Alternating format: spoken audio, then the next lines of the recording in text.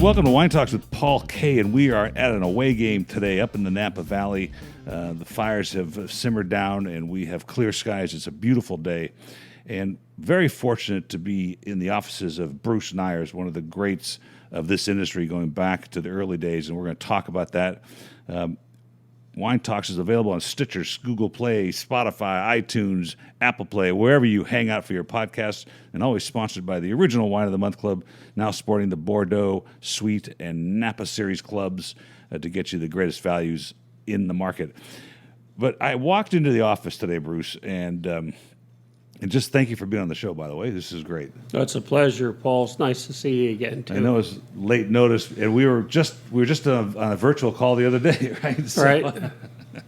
But I walked in, and I was reading the wall as you were finishing up a meeting, and here's this glorious letter from Ruth Bader Ginsburg, and just learning of her passing yesterday, thanking you for a bottle of Cabernet. Would you mind telling me the story about how this letter landed on your wall? Well, that's I'm going to try to do it without getting too teary, Paul, so bear please, with me. No worries. But my wife, Barbara, has been in the restaurant business for much of her career, adult career, until she began to work with me full-time at the winery in 2001. But for a period of time, after she left Chez Panisse, she worked at Chez Panisse in Berkeley for 20 plus years, and then she worked with Carl Domini, who was opening a restaurant in the Napa Valley called Terra.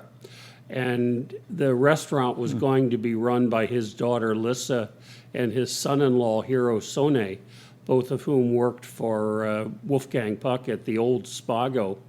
And they were under contract to continue for a variety of reasons, working at Spago through the early days of the opening of Terra. So Carl hired Barbara, my wife, to open Terra and run it for about 6 months until his daughter and son-in-law could come run it. Well, one night after Barbara had ceased to be the general manager there, she and I went in for dinner on our anniversary, and Carl's daughter, Lissa, was working the hostess stand, and she said, I've got a really nice surprise for you guys. Today is also Ruth Bader Ginsburg's birthday, wow. And she's sitting in the back table with her husband, and I was going to seat the two of you next to them, if you don't mind. And I said, my goodness, I'd be wow, what an honor, extraordinarily flattered. We struck up a conversation with him in the course of the evening. Barbara and I had brought a couple of bottles of wine with us, and we'd shared those bottles with Ruth and her husband, Marty. And then at the end of the evening, when we were leaving, I asked her to sign the menu for me, and she did. Well, a few years later, actually several years later, in fact, it was last year. Yeah, I saw it, 2019. A friend of mine was in the office, and I had gotten the menu framed and it was hanging on the wall. And she said, you know, I think you should send Justice Ginsburg a bottle of wine and remind her of that meeting. And she researched it, got an address for me, and we sent a bottle of Neyers wine to her, reminded her of that meeting, and told her how fond we were and appreciative, really, of her work on the Supreme Court. And she wrote me back this absolutely wonderful note and reminded me that the night that we'd had dinner together, that one of the wines I shared with her was a Cabernet Sauvignon, and she was looking to try that again. So I wrote her another note and sent her a bottle of the Cabernet Sauvignon when we had some available. So it was kind of a little bit of a mutual admiration society, with most of the admiration, of course, going from my side to her side. So we had a little bit of correspondence with her on two occasions last year. And it was just wonderful. I sent the bottle of wine. She received it. She wrote me a note, thanked me for it. And Isn't we it all moved amazing on. what wine, for one, I think you left the one detail out, which you told me earlier, which was the wine you took that night to the restaurant was a Bordeaux. Correct. It was a Latour. Nice wine to share. Well, it was Barbara's birth year, as mine is 1946, and that was a terrible year in Bordeaux. Yeah, it was really bad. So I always kind of cheated a little bit and bought wines from 1947 and referred to them as my birth year. I gave myself a little bit of flexibility there. In 1947, Latour was a wine that I think was just magnificent. I had the opportunity to buy some of it at a pretty attractive price 20 years or so ago. So it was a wine that we actually drank on our anniversary for a period of time. And I had taken a bottle of it to Terra restaurant that evening. Well, things could be tougher than to take a Latour of 47. That's an interesting subject, and I don't want to discuss it right now. But I want to spend some time, and maybe we will later, understanding, the war era of Bordeaux and Burgundy and the French occupation. The German occupation, and what happened to those wines. I know they took over a bunch of chateaux and made them headquarters and offices, and I want to dig a little deeper myself and learn some of that, but. You also said something during this which was fascinating and something I do study and interested to follow, and that is that your wife was at Chez Panisse. What years was that?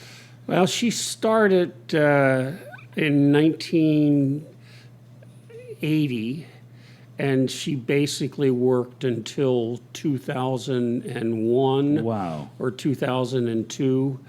So it was 21 or 22 years That's that an she worked amazing there. run.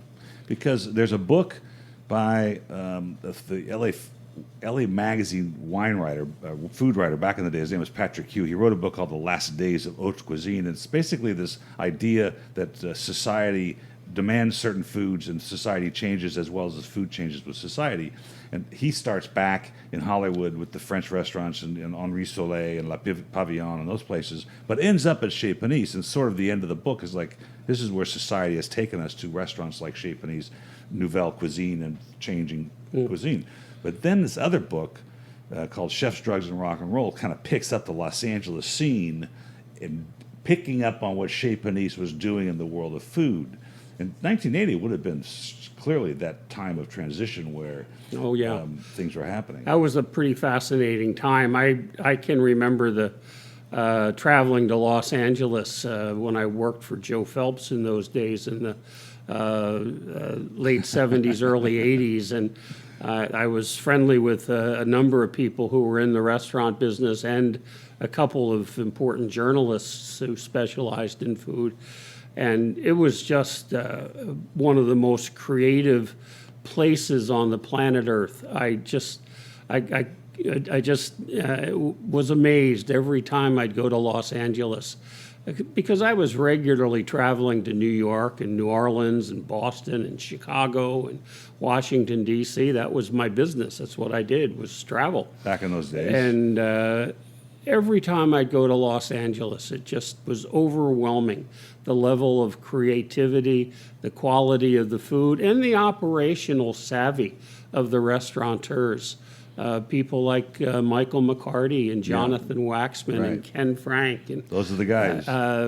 My goodness, Roy Yamaguchi. The people that were just light years ahead of the rest of the crowd when it came to creativity. And this was after places that you mentioned, Lingerie and Campanile and those things. Well, and I'm not thinking so much of Campanile, but that area on where L'Orangerie was, there were 3 or 4 restaurants, the names of which escape me right now, that were just real classic French restaurants. And the same thing was true in San Francisco. And boy, when those things went out of business, those places went out of business. La Bourgogne, and there was a L'Orangerie in San Francisco. Michael's. They were gone, but Los Angeles has always been kind of a king restaurant location for me. Well, actually, last time up, we sat with Ken Frank, had a great conversation with him at La Toque, and listened to his evolution during those times. There's a guy that's seen it all. Yeah, he's like an incredibly nice guy too. Well, you know, the book Chefs, Drugs, and Rock and Roll paints this as sort of a tough guy, and really didn't participate in the crazy part of that industry at that time, because Chefs, Drugs, and Rock and Roll probably a very appropriate name for that era of food in Los Angeles. And he's like, no, I didn't have time for that. I was trying to figure out how to cook, and I wanted to learn how to cook. But so what were you doing then? Because we've discussed this before. Years ago, we had you on camera, and we were talking about coming down to California, Los Angeles, to sell wine. You had your station wagon full, but you didn't start in the wine business. You went to the University of Delaware, and I thought you were in engineering of some sort. I was a chemistry major. Yeah. And I graduated in 1968. I had a military commitment because I'd been in advanced ROTC, which was the way that I supplemented my income. I had a partial scholarship for participating in advanced ROTC. So when I graduated, I was commissioned as a second lieutenant, but I had a 2-year military obligation that simply wasn't going to go away. Right. I got a job as a plastics chemist right out of college and worked at a plastic manufacturing company. But that sword of Damocles was hanging over my head, and it wasn't going to vanish. So I finally, at one point, called my liaison at the Pentagon and said, look, I should probably go. And I was, less than a month later, I was en route to El Paso, Texas, and Wow. guided missile school at Fort Bliss. Wow. So And what year was that? That was January of 1969. Barbara and I loaded up our 1960 Chevy Impala with all of our belongings, and we drove from Wilmington, Delaware to El Paso, Texas. And I spent Well, that's a serendipitous way to go. I spent 12 weeks there as an attendee at the guided missile school at Fort Bliss, Texas. Vietnam was over.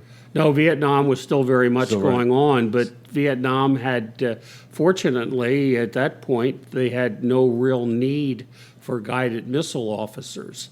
We were necessary in Germany and in Korea, and I ended up going to Korea. I was assigned to a unit that was stationed around the south lip of the demilitarized zone, Wow. just north of a small ancient village called Chuncheon. And I spent 13 months on duty there, trying to prevent North Korean jets from invading South Korea. Wow. Notice I was successful too. Yes, that's right. That's really, and thanks for the service, by the way, because it could be a different story right now. It That's certainly fascinating. And so that was a minimum 2 years that you spent doing that. Yeah, I was reassigned then after I finished my 13-month commitment in South Korea. I was reassigned to the Presidio of San Francisco.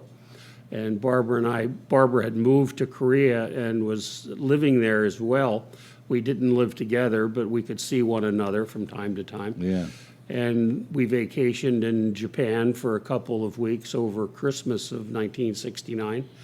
And then in May of 1970, I returned to the U.S. and was reassigned to the Presidio of San Francisco. We found a small apartment in the Marina District of San Francisco, and boy, that was the start of our lives with wine and food. I got a job working part-time for a French wine importing company that it's a long story, but I had started going into the place because I was interested in learning about wine, and the owner at one point offered me the opportunity to work for them. And Barbara... This is retail or wholesale at the time? It was a retail. Retail shop. Well, they had a wholesale license. They did also. As long as you probably are aware, in California, if you don't sell spirits, Right. you can have both a retail not and tied a house wholesale anyway. license. Right. So I worked for them, and then when I was discharged finally in January of 1971, I went to work for them full-time, and suddenly I was in the wine business. Barbara, in the meantime, had gotten a job as a school teacher, but she was very interested in cooking, and in those days, Julia Childs TV show was on Channel 9, PBS. That's right. And she got home in time every day to watch it, and I'd come home from my office at Fort Baker in the Presidio, and she'd say, "Well, tonight we're going to have da da da da da da da da," and I said, "Sounds great. Let's go get a bottle of wine." Wow. So we got a really good introduction to the world of wine and food in California in 1970. Well, which was probably still pretty in its infancy. Well, wine certainly was in its infancy, but food was sort of evolving. But this store still around that you worked at? No, it's long gone. The two Yeah. owners that owned it were brothers-in-law. They both wanted to retire. They both had other careers. And I think one of them had really bought it for his son to run it, and his son wasn't interested. So they sold the store, and eventually it closed down. One of the things that they did, though, was start using their wholesale permit to sell wine to Chez Panisse. And it was through that store that I met Alice Waters. And Alice came over to the store every Saturday when I was working there, and she'd buy 2 or 3 cases of wine, and that would be the wine list at Chez Panisse for the most of the week. You know, that's an interesting thought. I haven't thought about this because so much of wine, particularly in restaurants, is dominated by the big wholesalers. If a restaurateur is not that savvy or doesn't want to spend that much time on it and would like Southern wines and spirits to pay for their menu, they would, and then you can walk into a restaurant in many places and look at the menu and know, oh, this is Southern or this is Young's or this is Wine Warehouse or whatever. But back then that probably wasn't the case.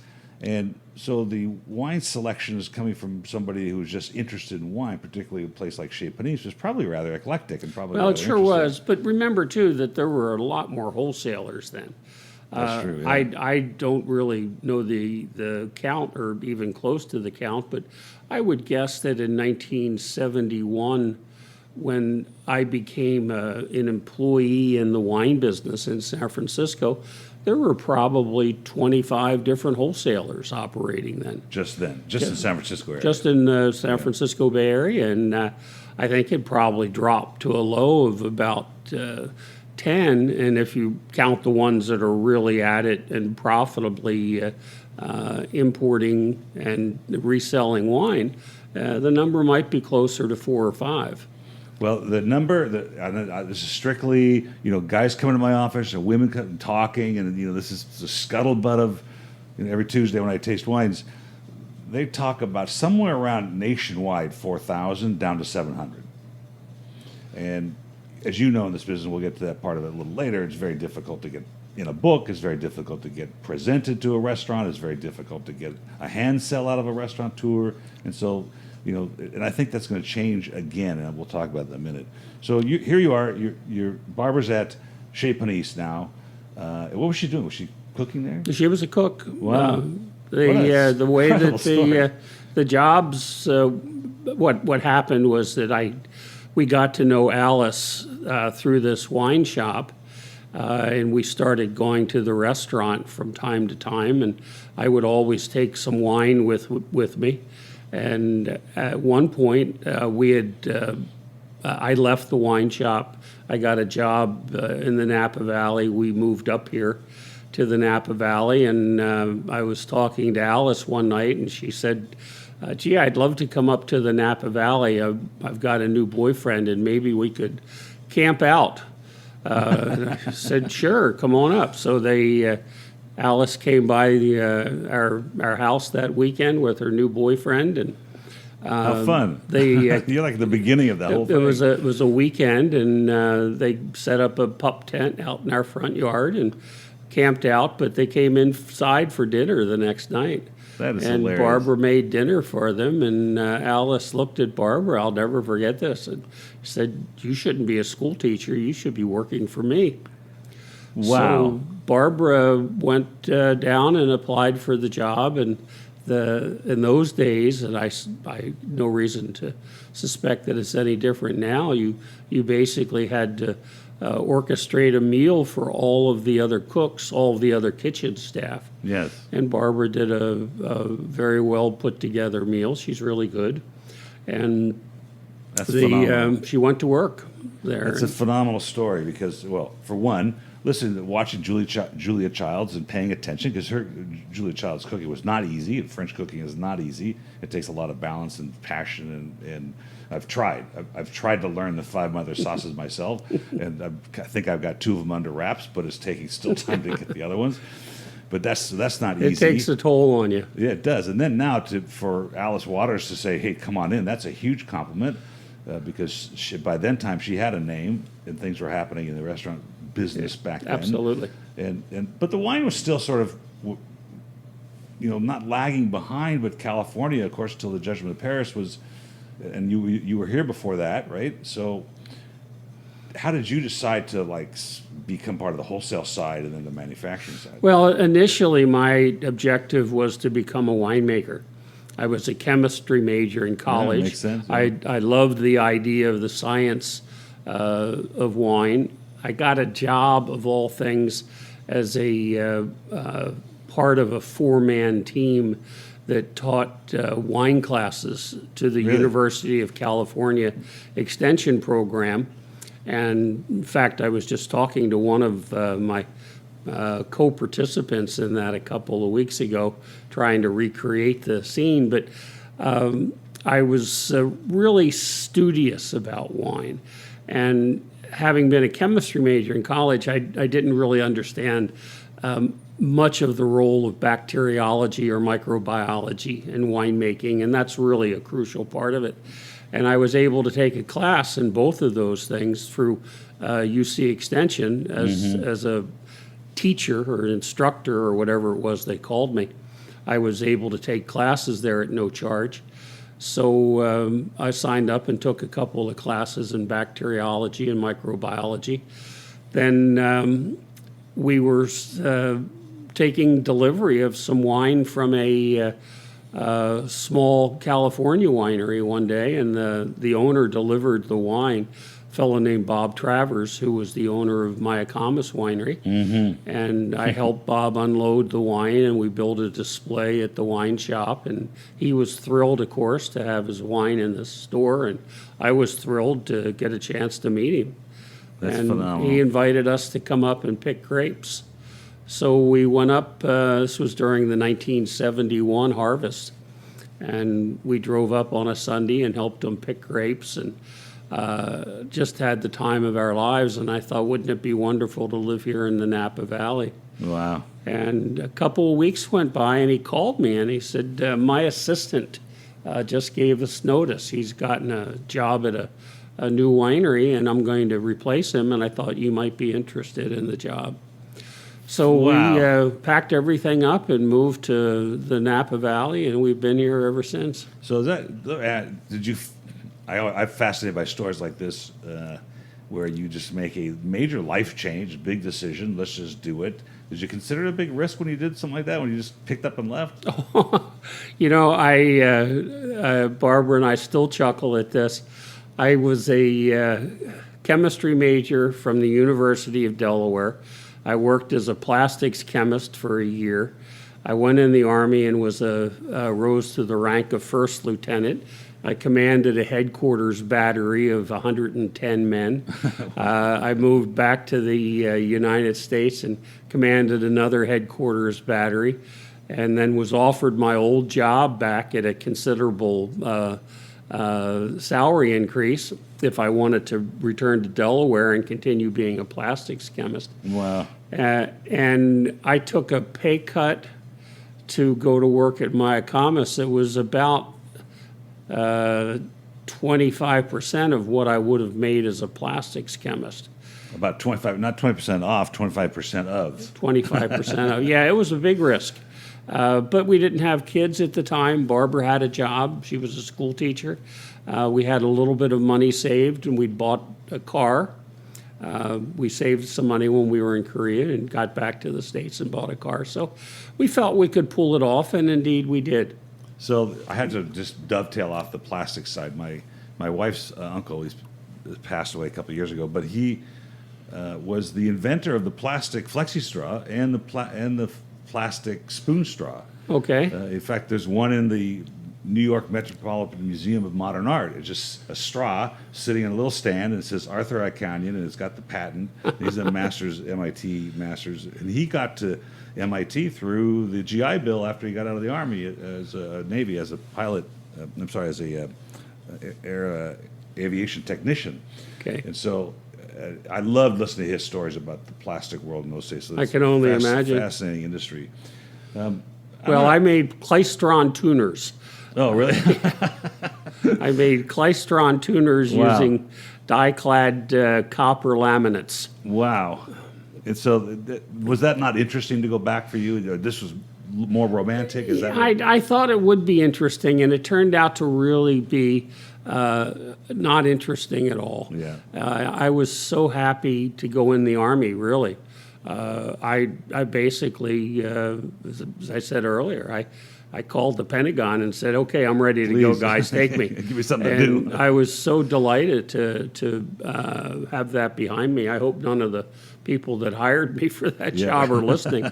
But the fact is that, no, it wasn't interesting. And wine was just fascinating. Fascinating. It's just fascinating to me. I even now, I'm reading 3 wine books at home. Well, I just noticed here the Kermit Lynch books on buying wine in France. I'm interested to understand what's inside that book. I have to sort of stop here.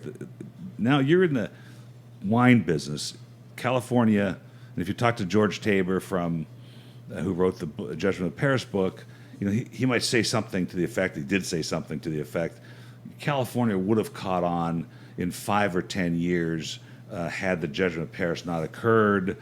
And I said, that might be true, but we wouldn't have had this conversation, and it wouldn't have created such a stir in such a short amount of time. But you were, you know, 1970, 71, we're still a few years away from, you know, world recognition of California wines.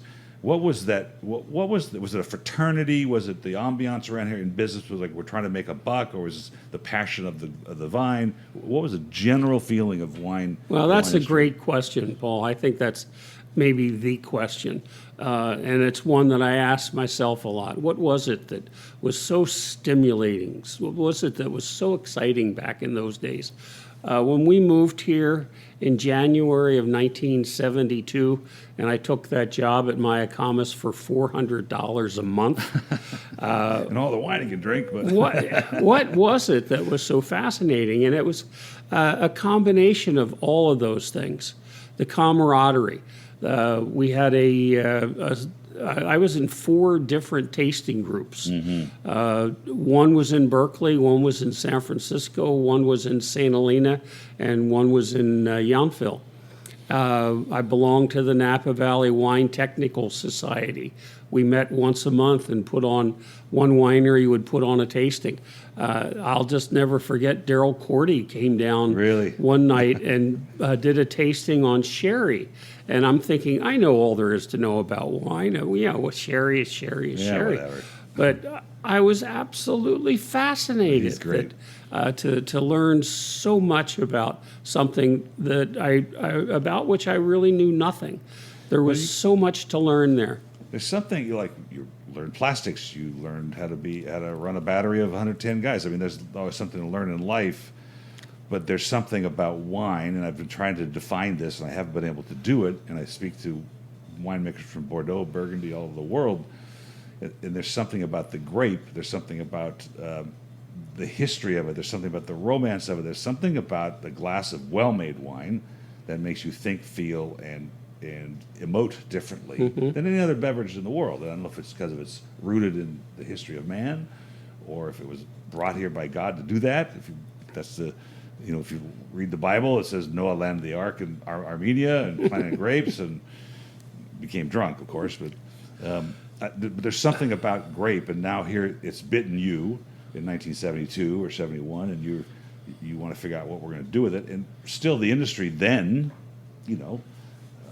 well, let's talk about that. You left, after you left there, that's when you went to Joseph Phelps? I worked at the wine shop from 71 to January of 72. And in January of 72, I moved to the Napa Valley and went to work at Mayacamas. I continued to work at the wine shop on weekends, and I continued to teach that class at UC Berkeley Extension in San Francisco on Thursday nights. So I was still very active. Then in May of 1974, I left Mayacamas, and Barbara and I moved to Germany, and I got a job working at a winery in Germany. And the idea behind that really was that Wow. everywhere I went to visit wineries, whether it was Wente Brothers in Livermore or the new Souverain in Rutherford, certainly Robert Mondavi Winery, I saw all this equipment, and it had Seitzwerk, Bad Kreuznach. German winemaking equipment was Wow. that was the end of the world Yeah. back then. That was the best that was being made. They were the most creative, the most scientific, the most knowledgeable. I could speak German because I had a degree in chemistry. I had to pass a proficiency test. I love German wines, as you can I can see. see the bottles over here. Yeah. I still can't throw out an empty German wine Yeah. bottle. I just love them. I drink them vicariously That's so funny. after I drink them physically. So I wrote a few wineries, and I got a reply from one, and they said, yeah, you can come work for us as an intern during the harvest. So again, we put everything in storage. Phenomenal. We found somebody to look after our car. We found somebody to look after our two cats. And we bought 2 round-trip tickets on Icelandic Airlines and flew to Europe and bought an old beat-up Ford Taurus. And I drove to In Germany Germany. and showed up for work one day. And the people couldn't have been nicer, more generous to us. We found a little apartment in the town of Roxheim.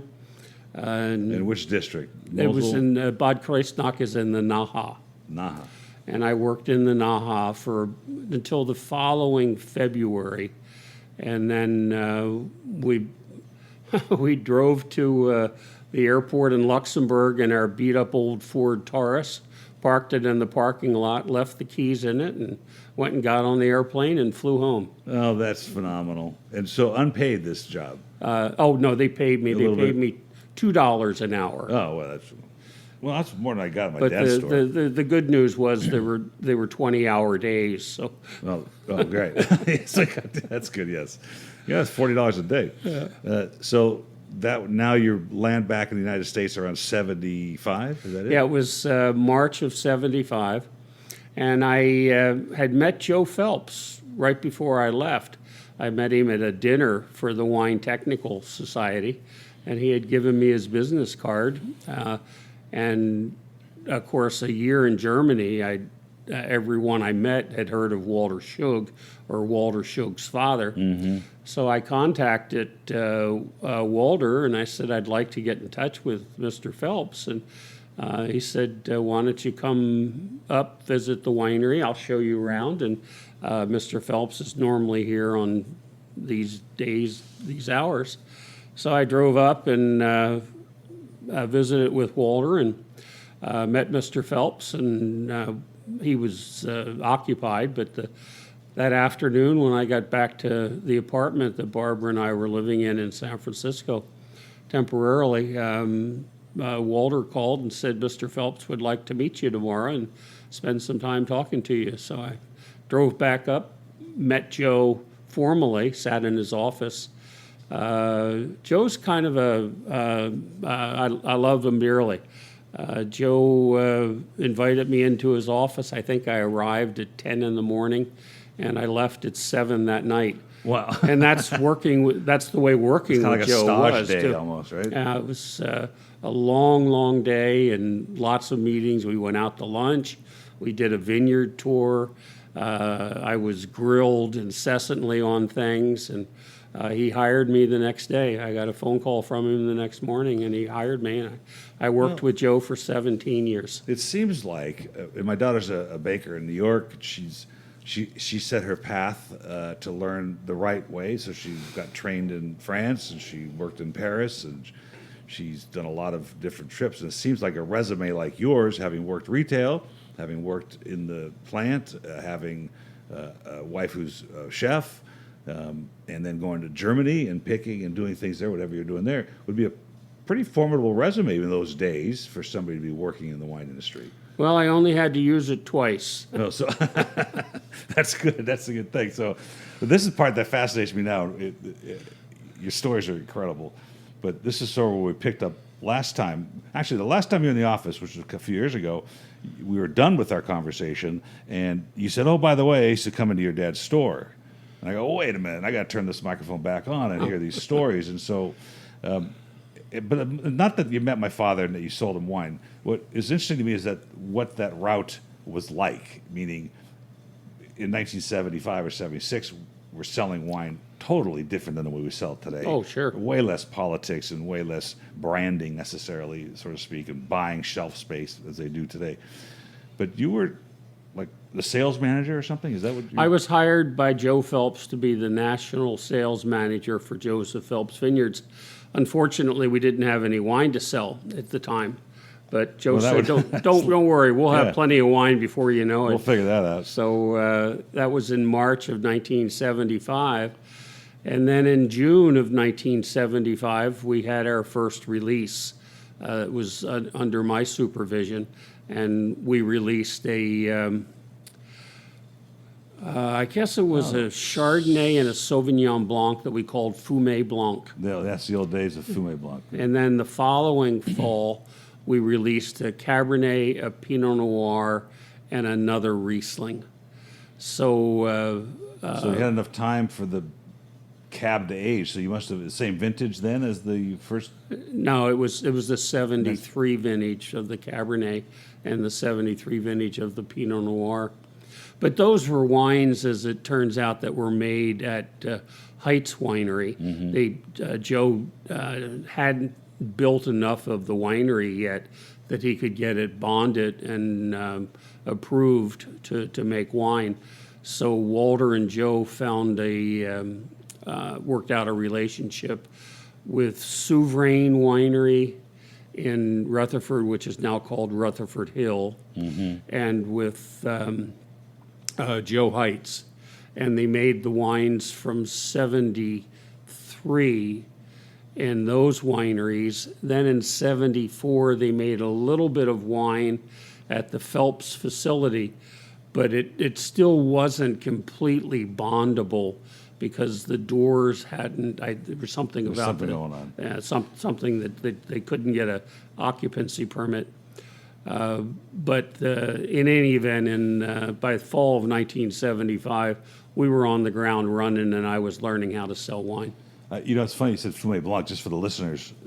I think it's a Mondavi coined that term, but it plays off of the French wine Puy Fumé. Exactly. And then Sauvignon Blanc. And we decided to call it. And I remember stocking my dad's shelves with Fumé Blanc, which you never see anymore. There's maybe one or two brands that still call it that, but Right.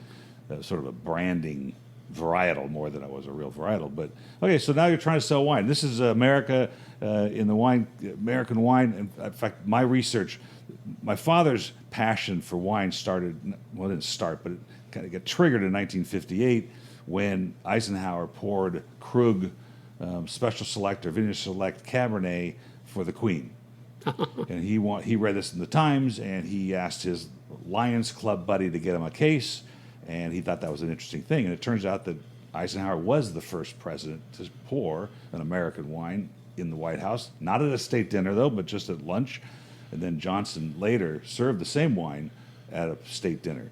So, this is kind of in its infancy when you compare it to the vineyards of France and the monks, stomping grapes in the 1200s. So here, is there really even a sales process for wine in America at this time? Well, I still have stayed in touch with maybe a half dozen of the people who were my colleagues back then, and We all kind of joke about the fact that you couldn't make any mistakes in those days because there were no rules. Nobody knew what to do. Right. Nobody had any All idea. pioneering. And Joe Phelps, to me, basically wrote the handbook. We had a lot of visitors come to the winery, and we had a policy, tell us where you buy wine, whether you're from Chicago or Miami or Los Angeles. So we very quickly developed a list of retail shops. And then we began to expand that by saying, well, where do you like to eat? So we got a lot of consumer information that was the consumers were more than willing to give us. And then I'd keep that in a separate file. Remember, this is way before computers. I had all these accounting grid sheets that, The old, which you can't buy anymore, by the way. I really miss them too. New York accounts. Wow. Seattle, Washington accounts. And as I travel around the country, I'd find these places, and from them I could find a distributor. In those days, it was much more difficult to sell wine directly than it is now. But logistically, particularly out of state, I wasn't around. Well, I was around and I was working in the store, but those days, even trying to sell direct to the consumer in those days was probably illegal. But they did it anyway because nobody cared. But was there a regular logistical network that, for instance, let's say somebody in Illinois wanted some Joseph Phelps? What would you do? Would you have to get your own truck to take it out there? Well, that was the part of the learning process. We'd contact the Wine Institute, and the Wine Institute was still trying to learn at the time. Yeah, probably. And I became friendly with the guy who was the attorney at the Wine Institute. Wendell Lee. And this was way before that? Wendell Lee. Oh, really? I can't remember his name, although I should, because I sure spent a lot of time with him. Wow. And I'd call him and say, well, how do I sell to Colorado? And he'd research it. He'd say, I'll call you back. He'd research it and say, well, you need to get a permit from the state. It costs $250. Here's the address where you get it. I'll have the form mailed to you by my office. And I think there were, at the time, there were half a dozen of us. Remember, this is 1975. I just can't imagine this. There were 20 wineries in the Napa Valley. Right. My goodness, it wasn't like we had a whole bunch of people looking for this information. But as well as not all 20 probably were trying to look for the information. Well, I think we all basically wanted it. Yeah. But I could call Joe Heights and say, Joe, Joe lived right down the road. He was my next door neighbor. He became kind of my uncle. Yeah. He was a great pal, and I love him dearly. And I'd say, Joe, what do you do in Louisiana? And Joe would very patiently say, well, here's what I found. This basically works for me, but it might not work for you. I'd call the person, and back in those days, whenever we wanted to make a phone call out of St. Helena, you dialed 0, and a person would come on and say, "Hi, Bruce." And even in 1970, I'd say it's 1975. Yeah, that's amazing. I think her name was Rose, and I'd say, "Hey, Rose, I need you to dial a number in New Orleans for me." It's like a sitcom almost. It really was right. You couldn't write this stuff. Yeah, that's right. So then we're going to get to all right. You and I were talking the other day on the virtual call when we were tasting about loading up the station wagon and heading to Los Angeles, and we just talked about how the food scene was happening. Restaurants are really an important part of the wine business as far as sales are concerned, and getting it on the glass by the glass. So, what did you do? You just got the station wagon and? Well, we'd had some success in Northern California. We were selling to, in those days, in '75. There were some really important restaurants, Doro's, Don Deanda's place, Modesto Lanzoni, Orsi's, Jack's, In San Francisco. In San Francisco. I mean, these were world-class What about restaurants. Omar Khayyam's? Omar Khayyam was one of them, George Mardikian's family. Yep. These were restaurants that you could airlift them and drop them down anywhere in the world, and they were going to succeed. Yeah. And they just didn't have much interest in or knowledge about California wines. And I have to give a lot of credit here to an old friend of mine named Coleman Andrews. Coleman's Los Angelino. He lives in Connecticut now, but he's had a wonderful career as a writer, and I think probably is, by my mind, the single most consequential food and wine writer Really? in American I'd like to history. talk to him. He's a terrific guy. He was the restaurant critic for the LA Times when I think he was 27 years Wow. old. I'd really like to talk to him. He's a pretty extraordinary guy.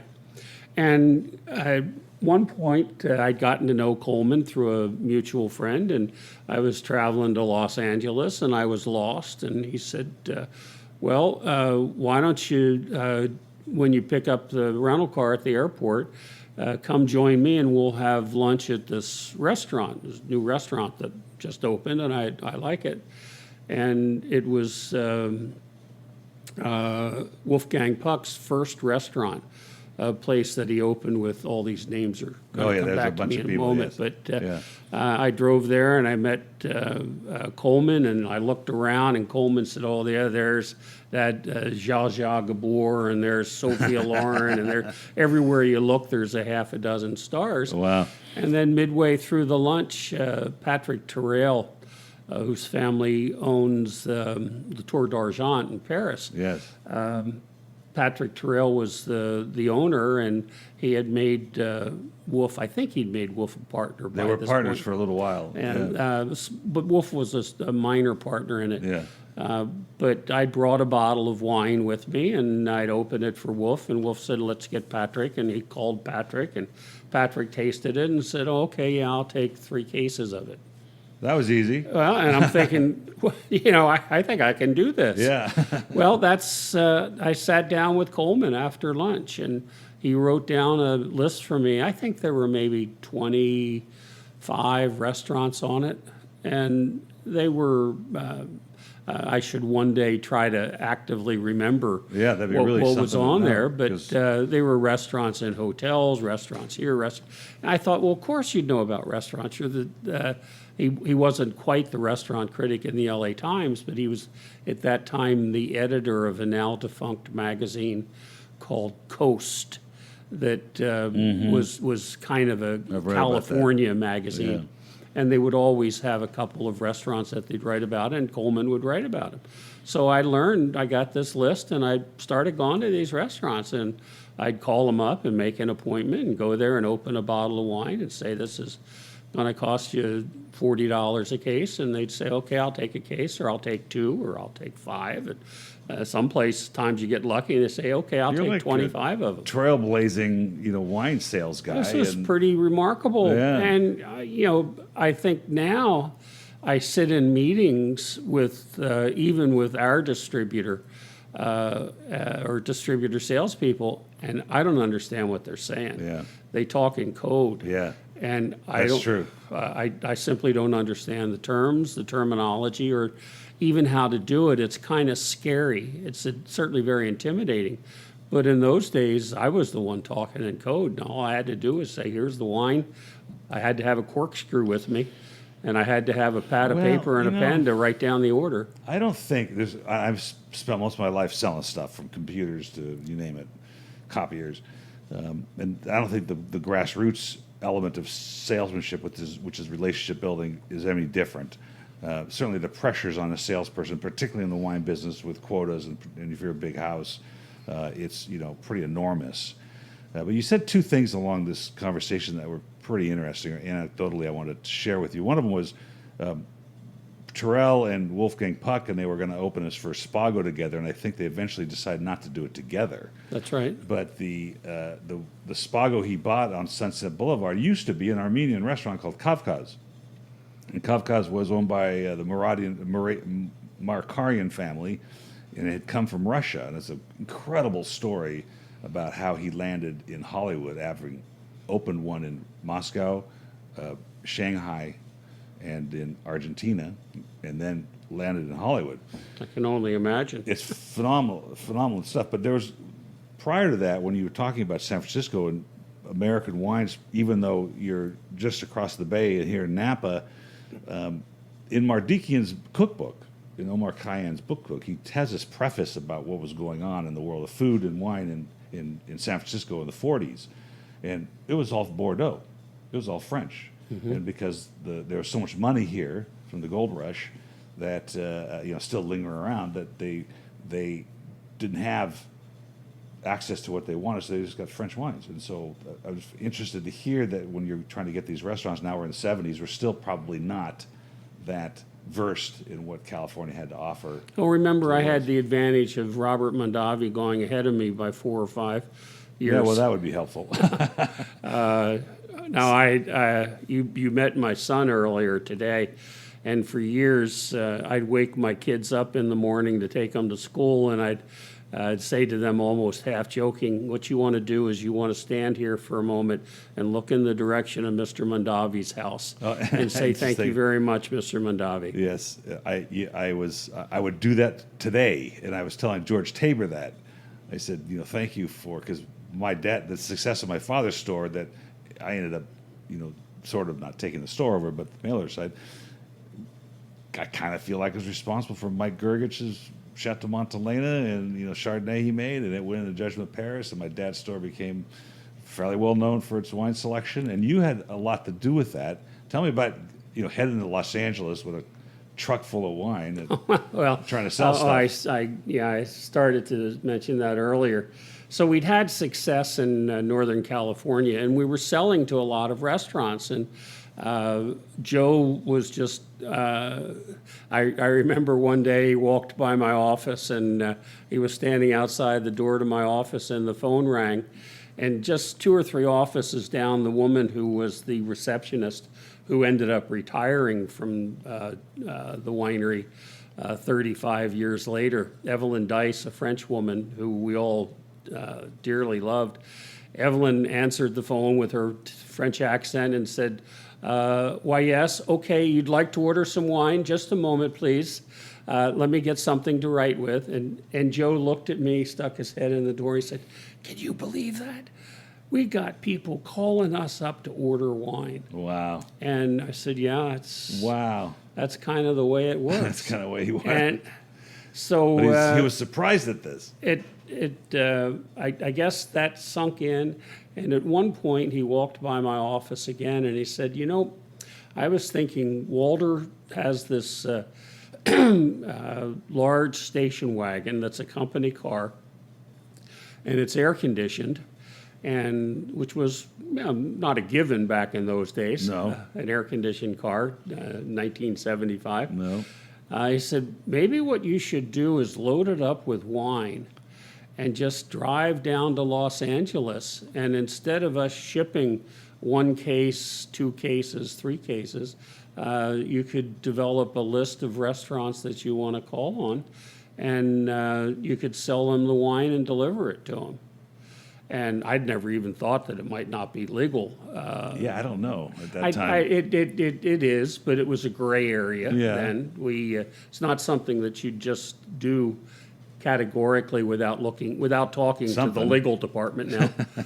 So we did that, and I just had the time of my life. Again, I got Coleman involved in it, and Coleman introduced me to a couple of other friends of his, and one of the places that had just opened was Michael's in Santa Monica. Yeah, that's Waxman and Jonathan Waxman. I think McCarty was there. He had 3 chefs: Jonathan Waxman, Ken Frank, and Roy Yamaguchi. Yeah, Roy Yamaguchi were the 3 chefs at Michael's when they opened, and nobody that I knew was doing food like that then. I drove down there and parked right in front and walked in and met with Michael McCarty and tasted 2 or 3 wines with him, and he said, "Yeah, we'll take all of them." And that was my life. And I said, "I can deliver them to you right now." And He's like, "What?" I don't know if we did it or not. I can't remember it that well, but I remember that I had the wine with me in the back of this old green That's a great Ford story. station wagon. And I drove home a week later, and it was empty. So retail, Palos Verdes Wines and Spirits, my dad, Yep. Wally's. Right. Before it was in Beverly Hills, I think. Was it in Beverly Hills at that time? No, Wally's was initially on Pico Boulevard. Yeah, it wasn't. Yeah, And then they moved around the corner to Westwood. Yeah. And that's the location that it was in when Steve finally sold the store. But to my knowledge, Wally's had 2 incarnations, Pico Boulevard and Westwood Boulevard. And now it's this very high-end restaurant and wine shop in Beverly Hills. Well, Same. they've got this other business. Same. But the real store, though, the new owners moved the original store to Santa Monica. Santa Monica. So there's a store in Santa Monica and the wine tasting bar and restaurant in Beverly Hills. Greenblatt's. Roy still Caven, Greenblatt's. I think it's, I don't know if it's still around. Red Carpet, we talked about it in Glendale, it's gone. Dave moved to Bakersfield and opened something else, and it didn't take too long. You know, so much of the wine business, not only in the side you're on, the manufacturing and the passionate side of making and getting something in the hands of the consumer that will make them emote, but you know, retail's the same. If it's as soon as that, it's kind of like. And I think winemaking is very similar to this in the strategy, but it's very close to chefdom. You know, a chef-centric restaurant is a chef-centric restaurant. And when that chef goes, you have to be pretty studious and pretty fastidious to make sure that the legacy of that restaurant continues with a new chef.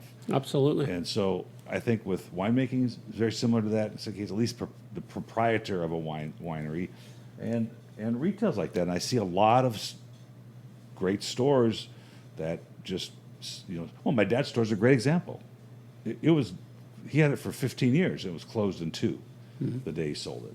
So Really? it doesn't take much to misunderstand the neighborhood, misunderstand the consumer, misunderstand the value of what you're doing and what's trying to do. Yeah, but your dad was one of the most active retailers in the industry.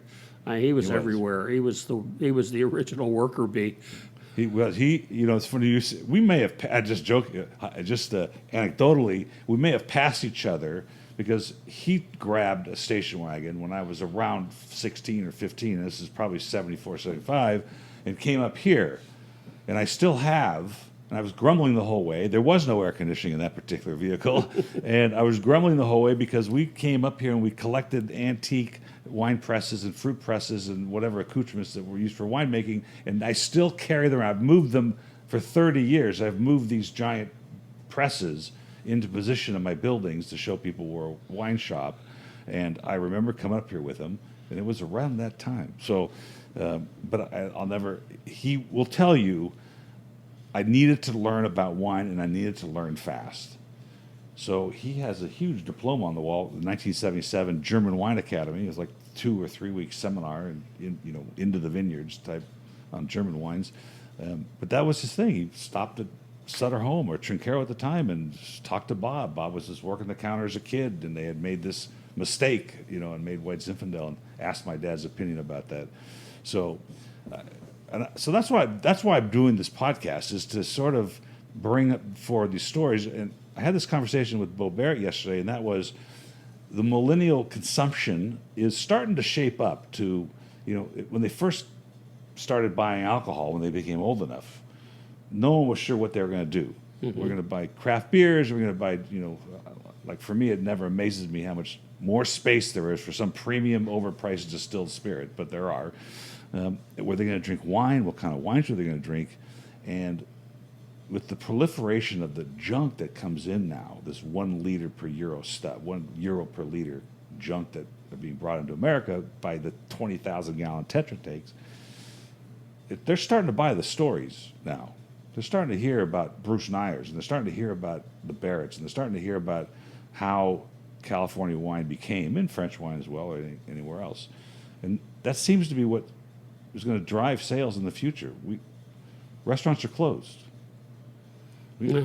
Where are we going to sell wine to the restaurant? So how are we going to get it in the hands of these kids that are No, drinking? I think you're absolutely right, Paul.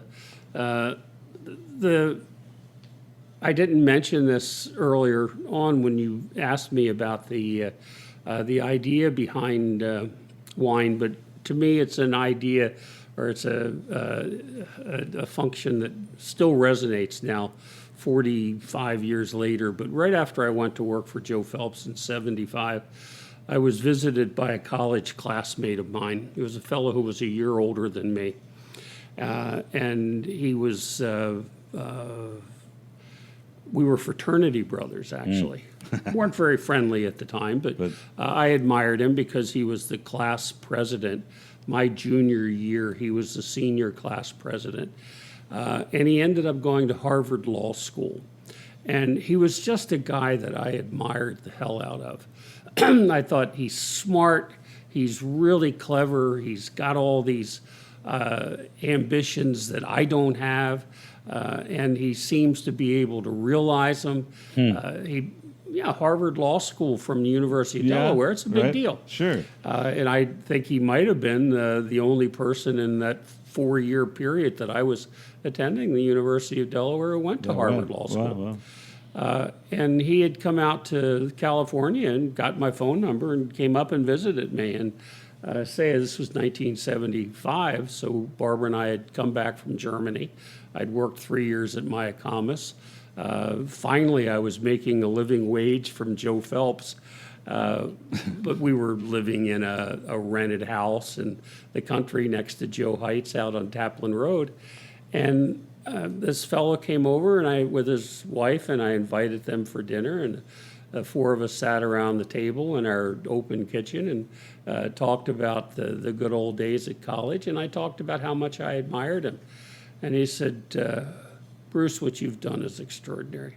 I can't begin to tell you what a big deal this is. Wow. And I'm thinking, what's this all about, for Christ's sakes? I'm out in the field mowing weeds. Right. And this is supposed to be a big deal? He said, no, you've really got it together. And wow, what you don't know where that came from? You were trying to figure out what? It turns out that he had finished law school and decided not to practice law. I'm not sure where all the enthusiasm came from, but it's something that I've dealt with virtually all of my adult life.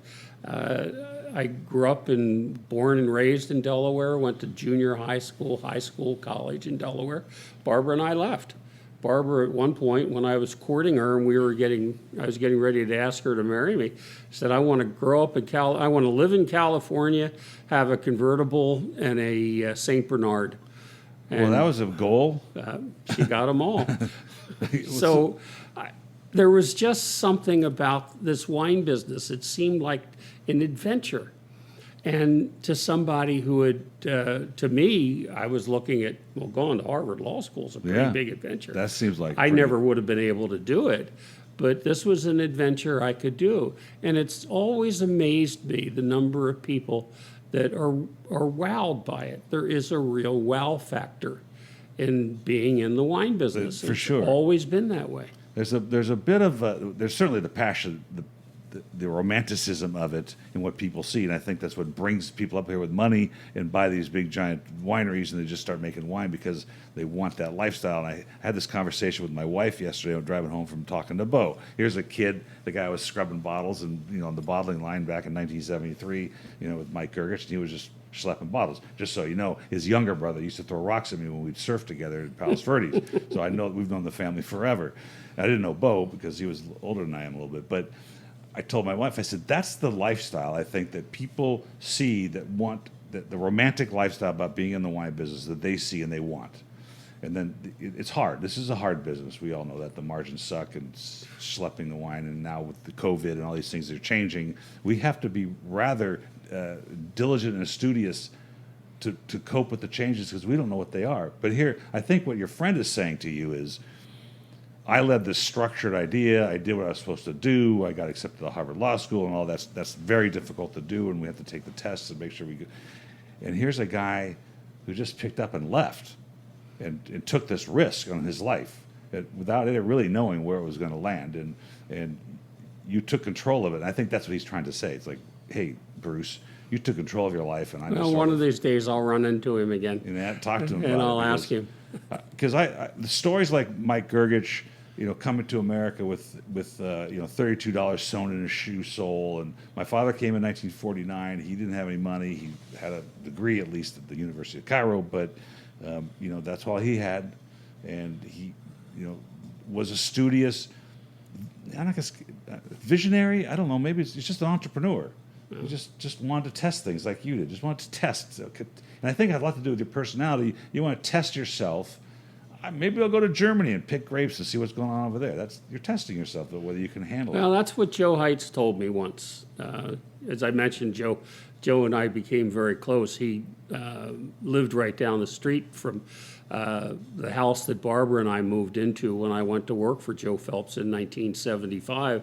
Our next door neighbor was Joe Heights, and he walked down there one Saturday morning and introduced himself and told us that he'd spent the morning clearing out a drainage ditch that would provide enough water for us to grow a garden on our property if we wanted to. Wow. And that was a big deal. And Yeah. Barbara wanted the garden, so we invited Joe and Alice to dinner, and next thing I know, they're inviting us to dinner every other month. That's great. I'd go up to their house, and Joe had this vast cellar of rare old wines. That's so fun. It What was an amazing just relationship. terrific.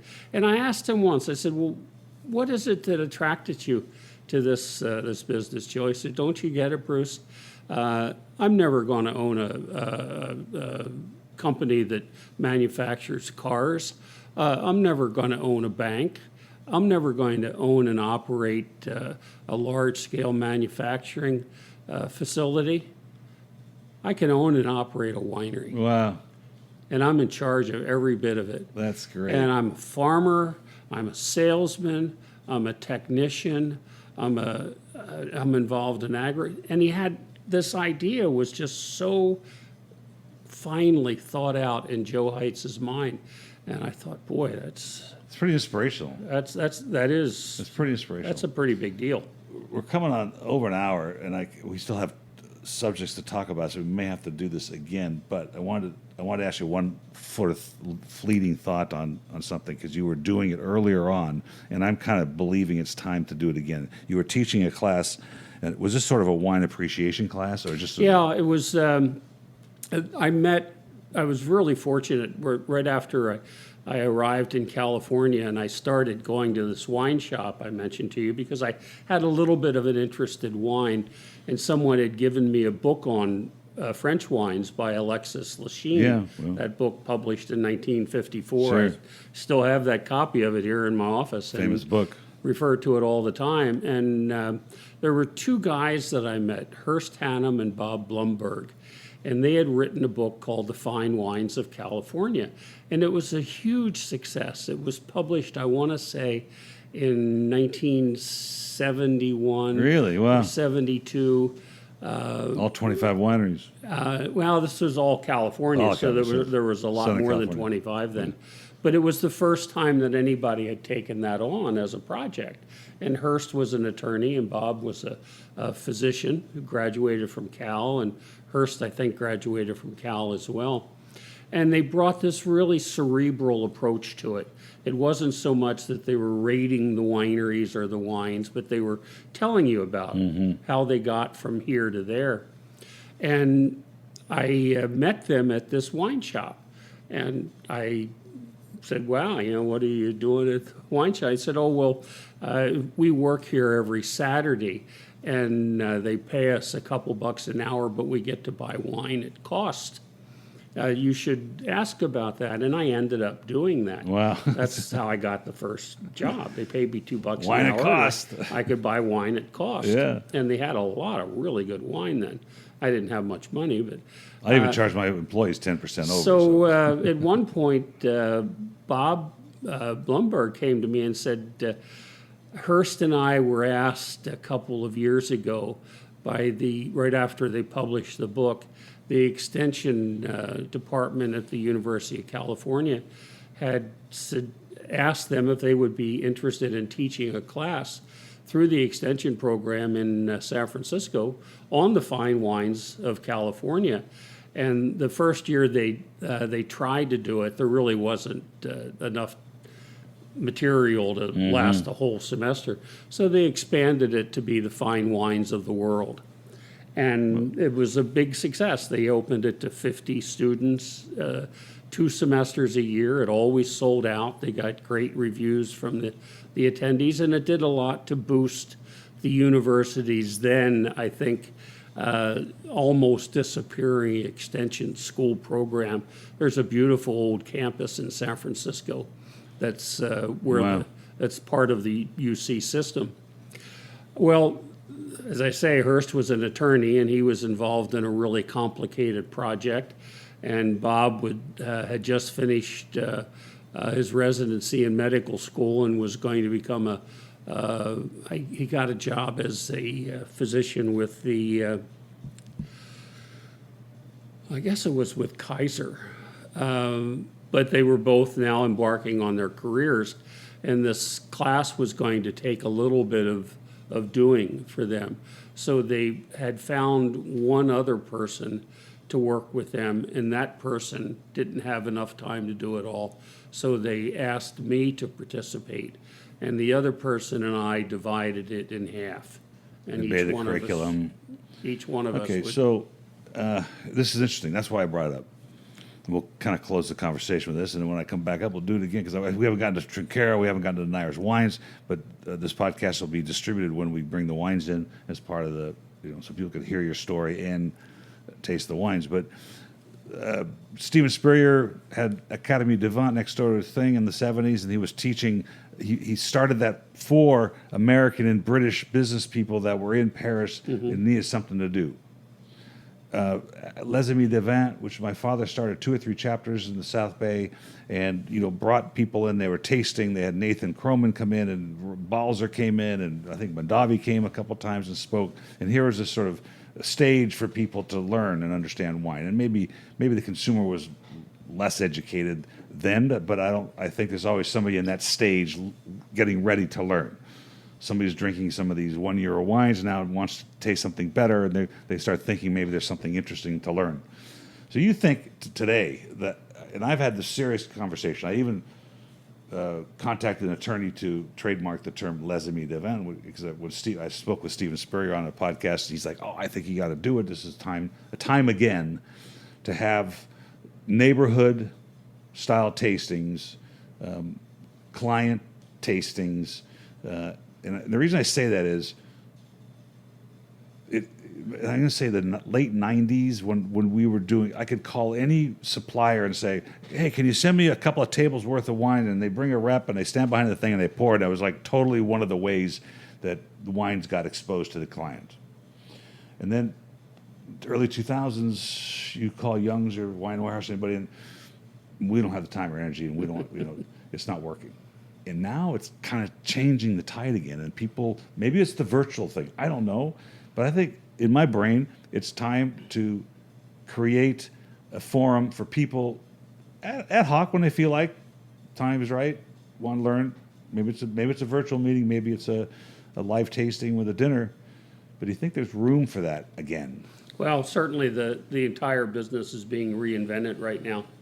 You said virtual, and 5 years ago, I might have used the word virtual right. Twice in the entire year. That's a good point. And now I use it almost twice a day. Yeah, that's right. So, my business is completely different. It's turned upside down. I devoted most of my time over the last 20 years to selling. The rule was 80% on-premise and 20% off-premise. And then we'd have clubs like yours, and that was always found money. So, that's absolutely the case. But who knows what's going to happen when COVID-19 is a thing of the past? First of all, will it ever be a thing of the past? Don't know. Nobody knows. And there are a lot of people far smarter than me who have been working on this for a long time who don't know. But there's one thing that I can be assured that I feel as a certainty, and that is that the wine business is never again going to be the same. I agree with it. And how's it going to work? Well, I don't know. I did 4 tastings this past week. I think I'd like to look at my calendar, but I did a tasting in a suburb of Detroit. I did a tasting in Boston. I did a tasting in Atlanta, and I did a tasting in Texas. So, and I never left that room. And we tasted on Tuesday. That's right. Well, Karen Cakebread yesterday was telling me, she goes, I'm a little nervous because next week they're going to put me on a 24-foot screen at some country club in Texas. And she goes, I don't know if I have makeup enough to cover all that. So, but I thought, okay, that could be it. And who knows what technologies are down the road to make that easier, to make it faster, to get consumers to see it. And you're right, nobody really knows. I can say this is in my opinion, this is why I'm having this conversation with you today on the microphones. I think that the dispersion of this information, the storytelling of wine, and the coupled along with the virtual stuff and the portability of things like podcasting is going to take us to a new era of media and wine. And that media is going to be a very important part of our business. And we may not be able to get back that on-premise traffic because who knows what's going to happen to those guys. I just wrote an article in my own newsletter about, in Los Angeles anyway, and it's probably the same in San Francisco, all over the world. And my daughter lost her job as a baker, and she was working at a Michelin star restaurant. They're never going to open. Yeah. Isn't that sad? They're never going to open. So. No, it's over for a lot of those things. They're done. The people that have been hosed by them, they're just going to do something else. They'll do something else. So, but I have a cousin who has a restaurant in Pasadena, who happened to be fortunate enough to have outdoor patio anyway, and then the city of Pasadena allowed them to move into the street, so he has as many seats outside as he has inside, and he's killing it. I mean, he's doing really well. And then the poor guy up the street who's got an inline restaurant who doesn't have a patio can't open. Right. And so it's almost luck of the draw as to whether he's a restaurateur. But he's not buying any wine yet, my cousin's still depleting what he had in his cellar from Think about that. previous stuff, right? So where you folks are that are making the stuff, trying to make it work for yourself, and that's just not, I don't know. And the thing about the wine trade, and we'll wrap up. We were up here talking to the Napa Valley Register, and I was really disappointed because I thought she was going to interview me as my business. Like my ego was getting in the way of this, but really she was trying to figure out from a guy that only does direct-to-consumer business and has a website and a chat button, all that stuff, how she's going to help the wine business in Napa with the cost of winemaking in Napa Valley, and wine could be $150, $200 a bottle, and the wineries that did not have embraced the digital media at that point, how we're going to help them. And like, for instance, we just moved, 4 weeks ago, into a texting mode. I had to turn my phones off during COVID. There's no way I could have handled the changes of getting wine to people with my staff being scared and wearing masks. I got air scrubbers going on. So I had to turn the phones off. So we moved entirely into email, chatting online, and then we opened a text line. And you know that in the first 10 days we had 2,000 texts? It's a different world. It's a different world, and I'm not sure what to do with all those texts anyway.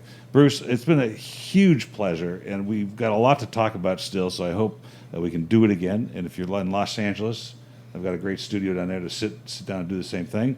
We're going to bring the wines in. I'm going to talk to Sean, and we're going to bring some wines in, and I want to distribute this podcast with that story, with the stories you just told. And so people can say, yeah, this is the guy. This is the guy. Well, I can't begin to tell you how wonderful it is to, my kids are probably a little bit weary of hearing my stories. But, I noticed this morning when I heard from you, the email thread that you're communicating with me on is a Neyers email that I sent out. We've Oh, did it? Well, yeah, right. We've got this email Yeah, mailing list of a few hundred people on it, and I just love doing that thing. Yeah, we didn't even talk about that, but that's a great And thing. I find myself just sitting around coming up with an idea. I've got one that I'm working on now that I'm going to try to send out next week. But my wife Barbara, who works out of that corner office over there, knows that I'm a baseball fan, and she was we're both New Yorker fans. She was reading this thing about we get a daily email Wow. from New Yorker magazine, Yeah. and it has stories that should interest you. And she said, "Oh boy, I bet Bruce is going to like this. This is a baseball story about. I wonder who the hell Bob Gibson is." Yeah, And right. so That's she great. sent it to me, and I know I read it when it came out, but it came out in 1980. Wow. It was written 40 years ago. Wow. And it was as inspiring now as it was back then. And I thought, there's got to be some way I can turn this into a little bit of Sure. a wine tale. Yeah, California. You did baseball and wine. Yeah. And I did. And I can't begin to tell you the reaction. I'm still hearing from people. That's great. I normally send something out and I'll get 20 or 30 people write me a note. I probably had 200 Wow, replies that's to this great. thing. People just saying, "Wow, thanks for sending me that, Bruce. I Wow. really enjoyed reading about him." And How I'd like to add that to this email blast I'm doing for you. How do they get on your list? Do they go to your site? they have to ask me for it. They can go on, if they go on our website, it's a completely different list. The website is retail sales. Yes. This is Just Bruce's. an email list that Bruce and Bruce alone keeps up. Bruce's musings. Yeah, I guess we thought for a while about what to call it, and I said, "Let me know when you figure out what you want to call it." I just press send. It's great stuff. It's always great stuff. It's great to hear. And actually, I was quite surprised when I pushed reply that it was coming back to you. I was looking for info at Neyers Wine Company or something. No, like that. it comes to directly you. from me. I write it, I compose it, I stage it. That's I great. did have to learn to use MailChimp. Yes, of course. Which is still a little bit beyond my it's a stretch, I should say. I do it, but I always have to call for some help. Well, keep but- it up. It's just something that I love doing, and to me, it's one of the many benefits of this business. There are a lot of parallels you can draw when you hear a story like the Gibson story. Then you can get inspired, but it's the inspiration of it, and people will be inspired by this podcast. My friends were absolutely inspired and taken aghast at Bo Barrett's story, and if that's the least we can do is inspire people to do and take a risk and to explore things that they want to do instead of just do what they think they should do. I think it's a fabulous asset that you're doing, that you're presenting to them. No, thank you. Well, thank you for the time today. I'm going to wrap this up because I'm tired and you're tired. Cheers.